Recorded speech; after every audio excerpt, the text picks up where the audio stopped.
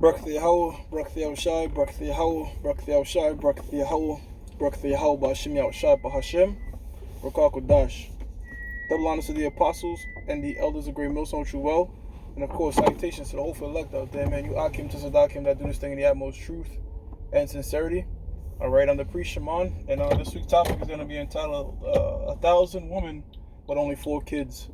Of course, I'm talking about King Solomon. He had 700 wives, 300 concubines, but he only bared 4 children. You know what I'm saying? And we're meditating on that. And the reason I said that is because, me and brothers, we were discussing, how fucking grievous it could be. Here it is, a child's supposed to be a blessing, but in this society, it's like, yo. But then, you start meditating. What about King Solomon? King Solomon was in his splendor. He wasn't broke. He wasn't, He was, he was complete peace. And he was just popping these women, all right? He didn't just have women to hang around with them. He was dealing with them. But he was pulling out, man, all right? When he had Rehoboam, he had somebody to inherit the throne. Got another male offspring, and he had 2 daughters. Why didn't he go on to have a whole bunch of kids? You know what I'm saying? For you guys out there that get on us when we tell guys, pursuant to the book of Jeremiah, the 16th chapter, the first 2 verses, don't have no kids in this place. Because King Solomon, he answers the questions I just posed in Ecclesiastes, the 4th chapter. It tells you, better is he that wasn't born, that didn't get to see the wickedness that was under the sun. Solomon had all types of wisdom, man. I mean, thousands of proverbs and sayings. And when you read the book of Josephus, he also had a lot of riddles. Him and Hiram used to go back and forth. Hiram would come up with these complex riddles which Solomon would solve, and then Solomon would throw one back at him which he couldn't solve. So this man had everything. He's seen the beginning, the end. So that's a lot to meditate on. That's something to take away, that even in the splendor, he understood that really all you're doing when you bring kids into this world, at least in this rulership, you're just bringing them in chains of darkness, And I'm gonna go a bit, speculation, but this is something I believe. Solomon must have understood that. Look, this shit is gonna come to an end. You know what I'm saying? He had to understand that. He had to understand that. Look, truly that, we're not gonna be ruling. This is not the time to rule forever. Like Solomon had to understand that because he said all is vanity. He said he had everything, but all was vanity. He must have understood that this is not the truth. This is not me ruling in my true stead, because he is Yahushai. Now the scriptures don't say that expressly, but just extrapolation, man. All right, because he had to know about the book of Deuteronomy. All right,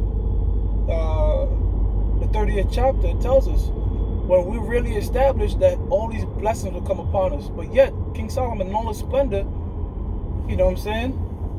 He still was going through curses. He was still dealing with women that, was being demons and shit like that. So, with that wisdom, he must have understood, like, even though I'm in my power, even though I'm in my glory, even though I'm in my peace, this is not it. This is not the end all be all. You know what I'm saying? And having a kid, really, I'm like it says in Ecclesiastes, the 4th chapter, I'm putting them in the wickedness of this world.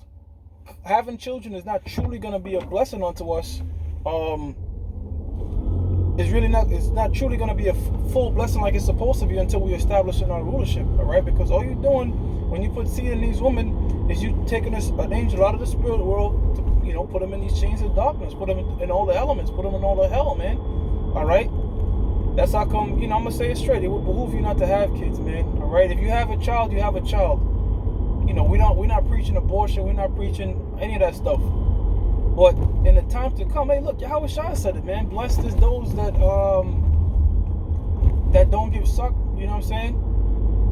Because if you watch the movie The Road, they had not watch the movie. This actually in the book. It was too graphic for the movie. They was actually skewing babies, like how you have like an animal on the skewer. They were skewing babies, and that's how it's just gonna be a lot of burden now.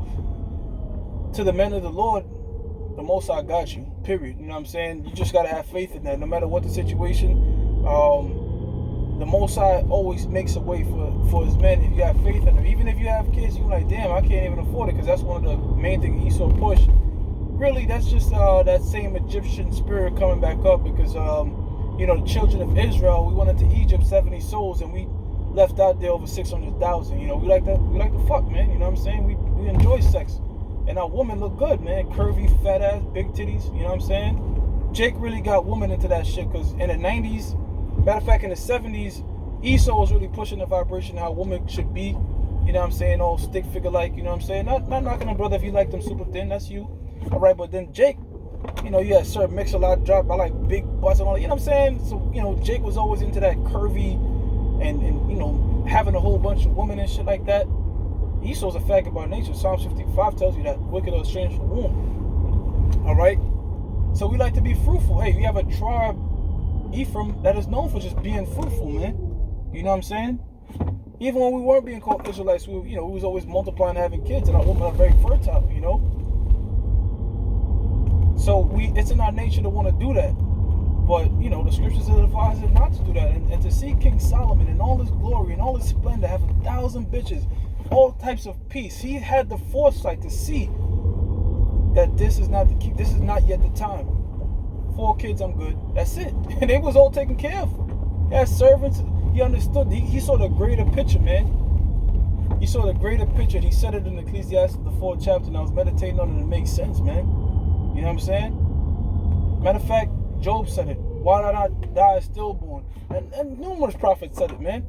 All right, because you understand that this thing truly is hell. The only reason we here is to serve the Most High. Everything else is all fucking vanity. Everything else is going to get melted around you.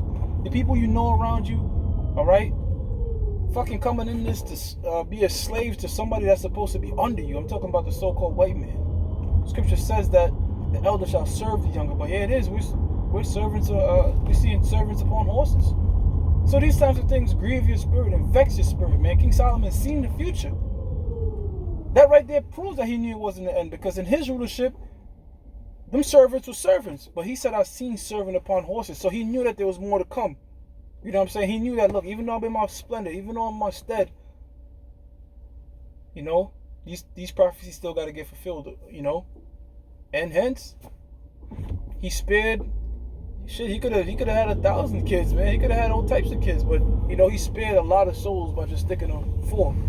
Primarily, it just you want a male heir to inherit the throne. You know what I'm saying? To continue the Davidic line, as they call it. Which he did. Rehoboam was, the greater. Rehoboam ties back, to Yahweh Shah. He's a part of that kingly line. Hey, so that's something to meditate on, man. You know what I'm saying? Solomon, 1,000 wives, but only 4 kids. Hey, with that, I'm gonna give all praises to Yahweh, Ba'ashem Yahweh Shah, Ba'ashem Rakakodash. That belongs to the apostles and the elders of great mills on which you well, and salutations to the whole elect out there. You Akim to Sadakim that do sing that most truth and sincerity. Shalom.